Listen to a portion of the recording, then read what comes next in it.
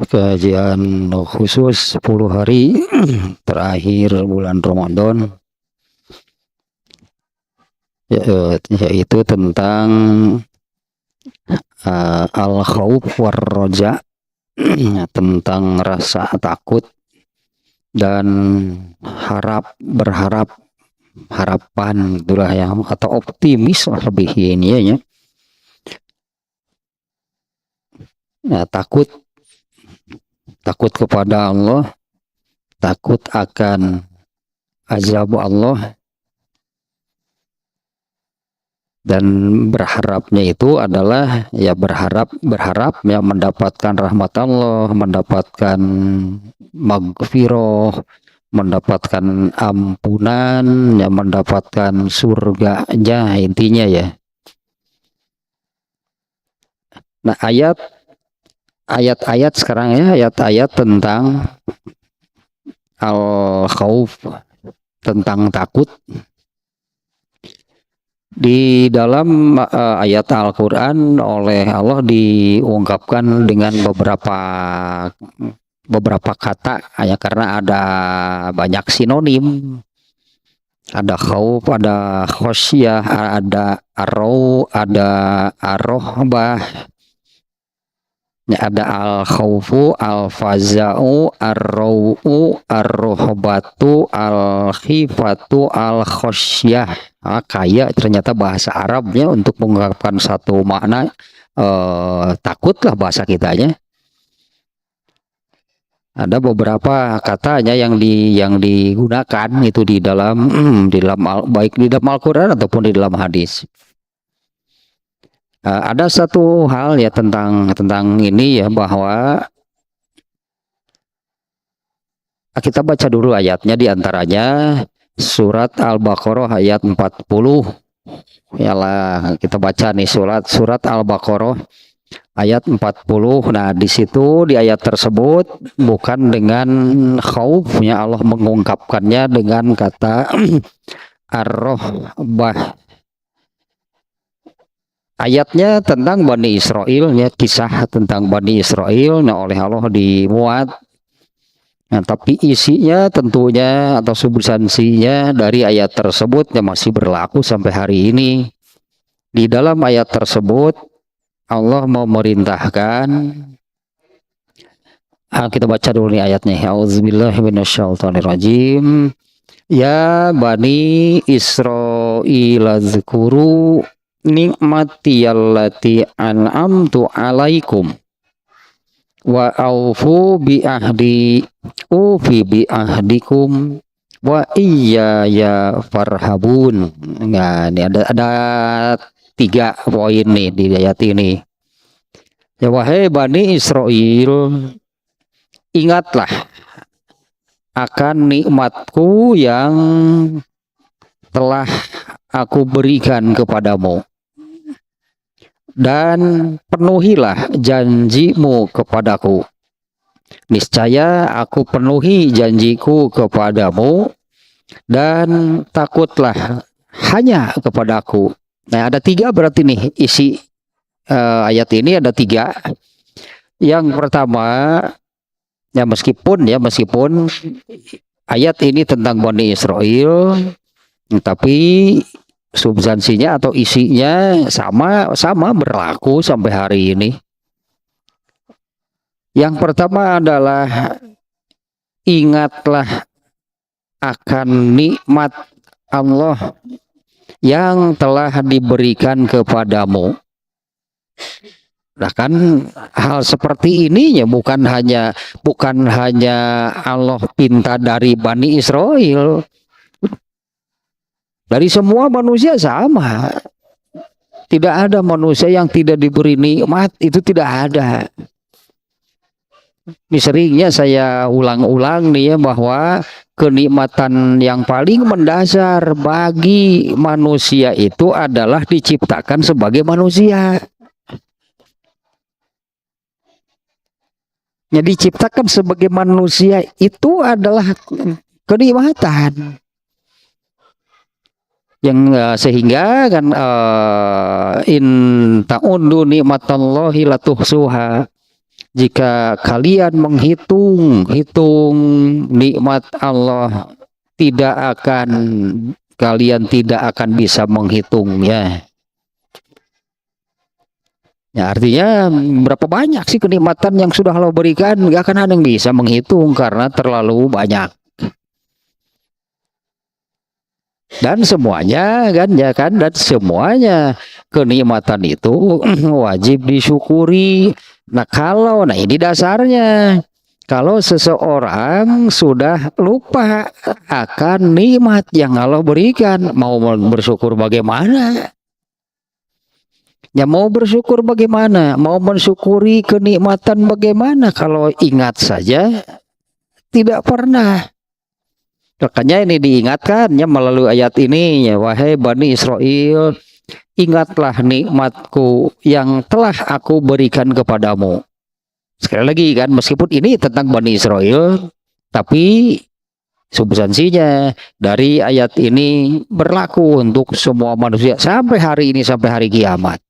Karena semuanya, ya, tidak ada satupun manusia yang tidak diberi nikmat. Ya, katakanlah kalau seperti yang itu dikatakan oleh orang termiskin di dunia, inilah orang termiskin di dunia. Yang barusan misalnya dia diciptakan jadi manusia saja itu sudah satu kenikmatan. Dan kalau mengatakan demikian, termiskin di dunia dan disebut nikmatnya duit wae atuh deui. Kalau kenikmatan teh uang harta jadi we gitu ya.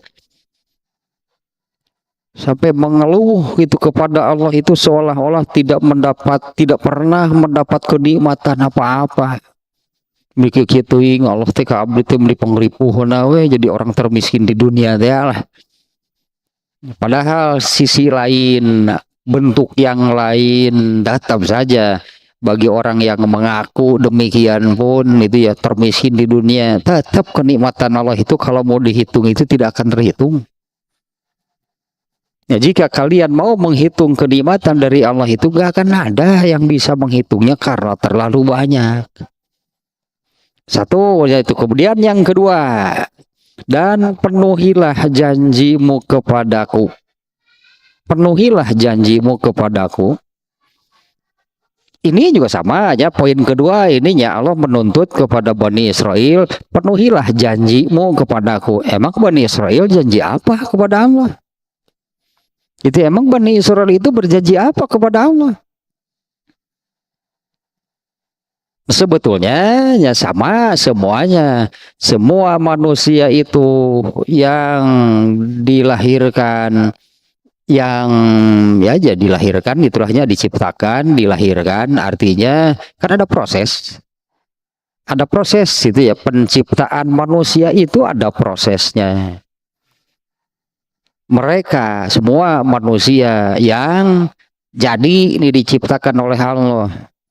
Semua manusia yang dilahirkan itu dalam tanda kutip nih ya, sudah menandatangani perjanjian dengan Allah. Makanya jadi oleh Allah diciptakan. Karena ruh itu sebelum Allah turunkan, sebelum Allah tiupkan, sebelum Allah masukkan ke dalam jasad, jadi dalam janin, itu ditanya dulu oleh Allah, alastu birabbikum. Ya, bukankah aku ini Tuhanmu? Artinya Allah menanyai dulu kesanggupannya, mengakui bahwa Allah lah Rabbnya dan tidak akan menyekutukannya. Apabila ruh ini ya sanggup, artinya saya akan mengakui Allah sebagai Rabbun dan tidak akan menyekutukannya, maka ruh ini oleh Allah diturunkan ke bumi lalu dimasukkan ke dalam janin. Tapi setelah lahir kemudian manusia itu menyekutukan Allah. Manusia itu kufur kepada Allah, manusia melanggar janjinya dengan Allah. Makanya tidak ada alasan Tidak ada alasan bagi manusia untuk tidak taat. Alasan apapun tidak ada yang dibenarkan. Itulah ya untuk tidak taat kepada Allah. Nah, yang ketiga yang ada di ayat ini, wa iya ya farhabun. Nah, ini Allah mengungkapkan takutnya itu dengan bukan dengan kata khaufnya di ayat ini, tapi rohiba yarhabu rohbatan farhabun. Dan hendaklah hanya kepada kulah kalian merasa takut. Nah, artinya nih ayat ini satu nih ya, tadi mengungkapkan kata takutnya bukan dengan khauf atau yang paling populer dua gitu, al khauf dan khosyah. Khauf atau makhofatullah gitu ya, rasa takut kepada Allah.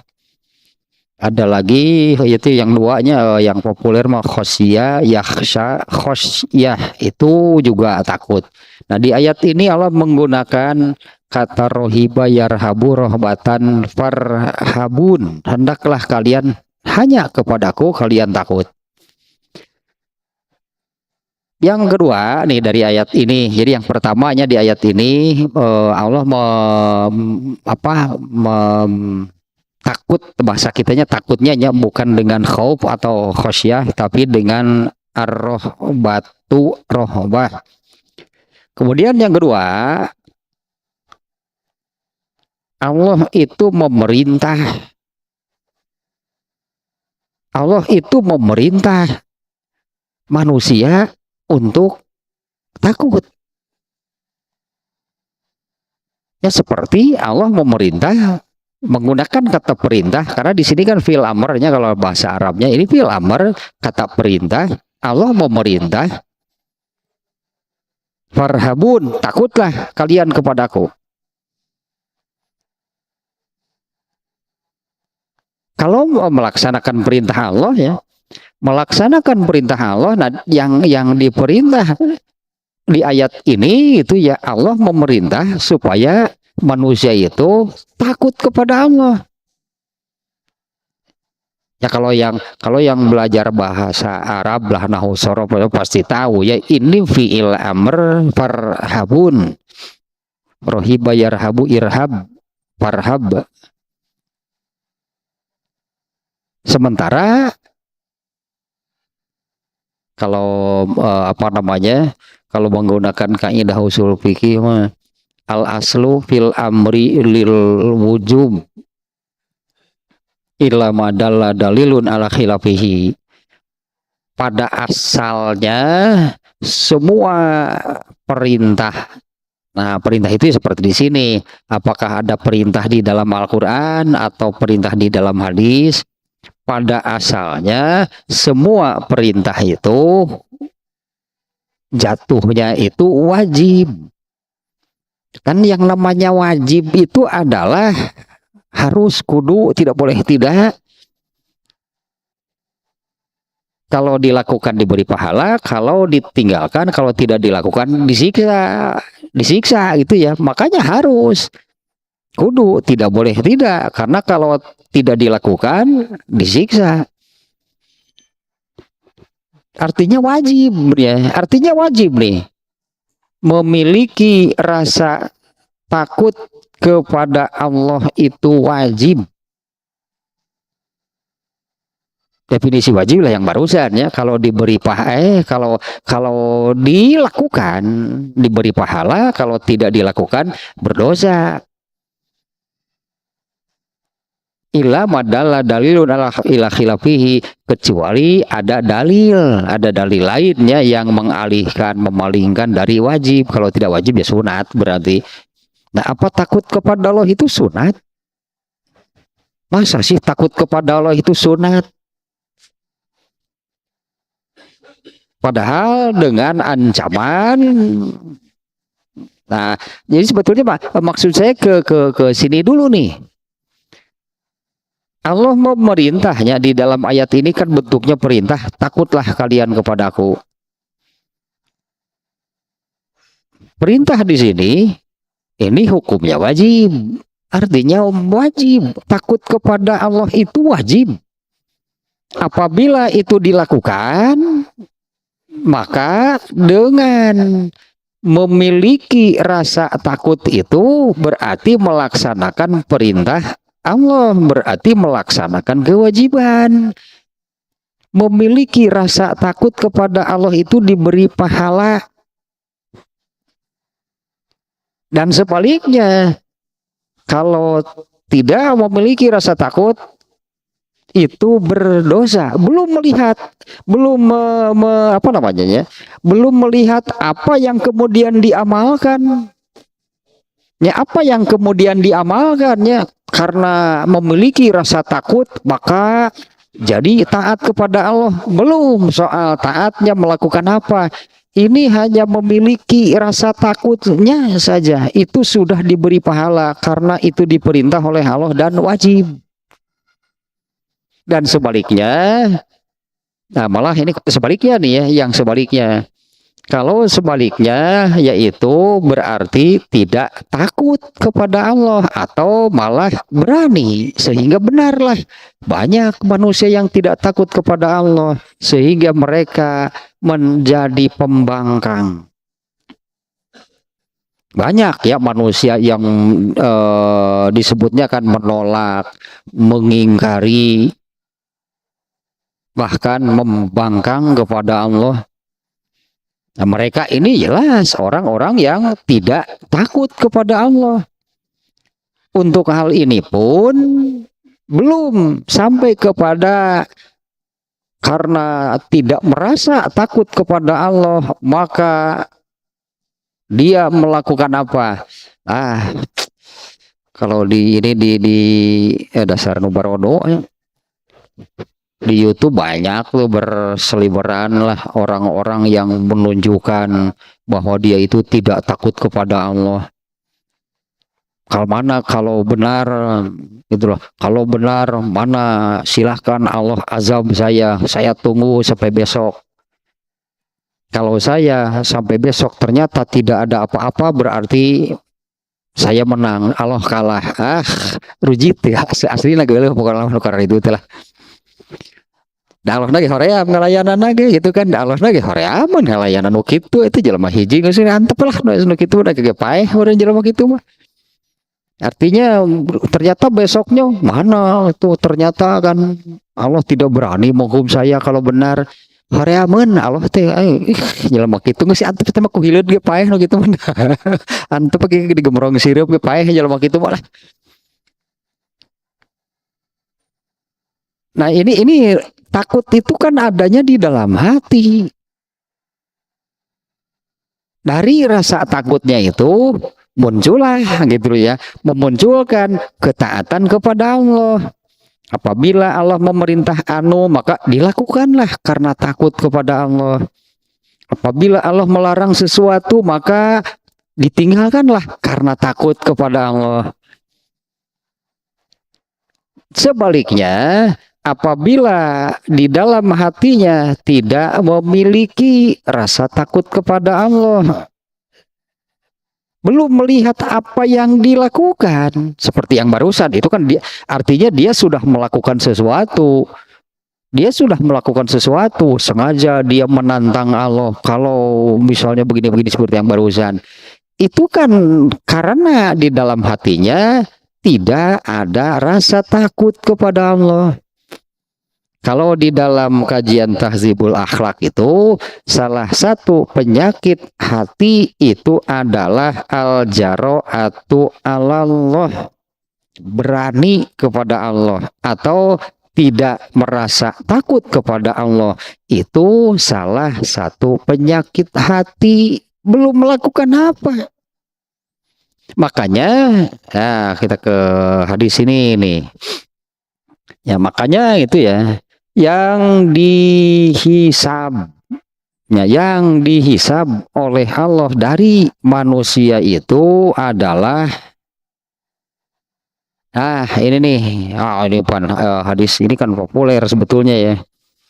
An Abi Hurairah radhiyallahu anhu qala Rasulullah sallallahu alaihi wasallam Innallaha la yanzuru ila suwarikum wala amwalikum walakin yanzuru ila qulubikum wa a'malikum. Dari Abu Hurairah, semoga Allah meridhoinya, ia berkata, Rasulullah Shallallahu Alaihi Wasallam bersabda, Innallaha la yanzuru ila suwarikum wa amwalikum. Sesungguhnya Allah tidak akan melihat, memperhatikan, menghisab, artinya ya, bukan jadi apa namanya, bukan jadi acuan Allah untuk menghisab seseorang, yaitu rupa kalian dan harta kalian. Nggak akan jadi acuan, bukan itu yang dihisab oleh Allah. Atuh lamun rupa dihisab nu karasep bogol ka surga teh goreng patut teh ka neraka. Atuh urang ngeripuh gitu we.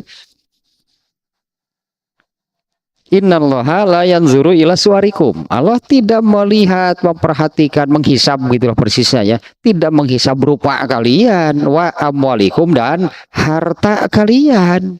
Karena rupa dan harta seseorang itu ketetapan Allah, itu pekerjaan Allah menetapkan demikian. Kalau kita ini mempunyai wajah seperti ini, siapa yang menetapkan? Kan bukan orang tua kita. Kalau orang tua kita tahu nggak? Orang teh pikieun kita lahir teh beungeut teh bapak orang teh apaleun, indung orang teh apaleun. Apalagi memang mereka yang membuat sketsa wajahnya ke budak orang teh siga kieu, bukan, Allah lah yang membuat rupa seseorang. Makanya itu tidak akan dihisab oleh Allah. Kalau rupa seseorang dihisab oleh Allah, nah Allah itu menghisab pekerjaannya sendiri. Kalau harta seseorang itu jadi acuan seseorang untuk menghisab, atau Allah menghisab seseorang berdasarkan jumlah harta, yang menetapkan si A miskin, si B kaya, siapa? Kan Allah. Jadi Allah itu menghisab amalannya sendiri, pekerjaannya sendiri, lalu manusialah yang harus menanggung akibatnya. Tah inilah kalau begini Allah zolim berarti. Makanya rupa dan harta itu tidak akan dihisab. Ini walakin yanzuru ila, satu, qulubikum, dua, a'malikum. Akan tetapi Allah akan menghisab hati dan amal. Hati manu kararieu, karena takut itu adanya di dalam hati. Bukan di wajah, bukan di kaki, bukan di tangan, bukan di kepala. Takut itu adanya di dalam hati. Artinya nanti seseorang akan dihisab di akhirat itu, Allah akan melihat hatinya ada nggak rasa takut di dalam hatinya. Karena rasa takut itu wajib, kan Allah yang memerintah. Manusia itu memiliki rasa takut kepada Allah, itu wajib. Ini salah satu ayatnya, kita telah katakan ya, surat Al-Baqarah ayat 40, fa iya ya farhabun, takutlah kalian kepadaku. Wajib, berartinya Allah memerintah, wajib. Ya masa sih kita mau mengatakan takut kepada Allah itu sunat? Masa takut kepada Allah itu sunat? Artinya kalau sunat itu kan boleh, kalau tidak. Justru sebaliknya, apabila di dalam hatinya tidak ada rasa takut, kalau sebutannya, namanya di dalam bahasa Arab itu kalau ini kan al-khauf, khosyah, ar-rohbah, gitulahnya takut. Kebalikannya adalah al-jaro'ah, tidak takut atau berani kepada Allah. Ini nanti akan dihisab di dalam hati seseorang di akhirat itu. Ada nggak yang Allah perintahkan? Apa? Takut kepada Allah. Itu Allah yang memerintah. Wajib berarti. Nah, adapun kemudian seseorang itu ya yang di awal sekalinya dulunya kemarin ya. Kenapa kita ini mau mengerjakan sholat ketika Allah memerintah? Ketika Allah memerintah sholat, misalnya sholat lah contohnya ya, kalau amal soleh apapun. Ketika Allah memerintah sholat, lalu kita mau mengerjakannya. Nah, kenapa kita mau? Ya, kenapa mau? Banyak orang yang gak mau. Banyak orang yang tidak melakukan. Jauh lebih banyak malah yang tidak mengerjakan.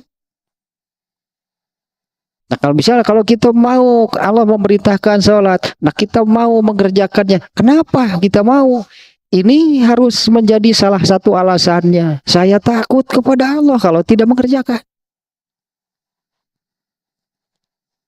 Ini harus menjadi salah satunya alasan, ya, artinya alasan, landasan atau yang mendorong kenapa mau melaksanakan yang Allah perintahkan. Nah, artinya rasa takutnya itu ada di dalam hati, adapun sholatnya kan dikerjakan oleh anggota badan. Tapi mengerjakan sholat yang mengerjakan sholatnya kan anggota badan. Tapi nah, kenapa mau mengerjakan? Itu sebagai apa namanya implementasi dari rasa takut yang ada di dalam hatinya.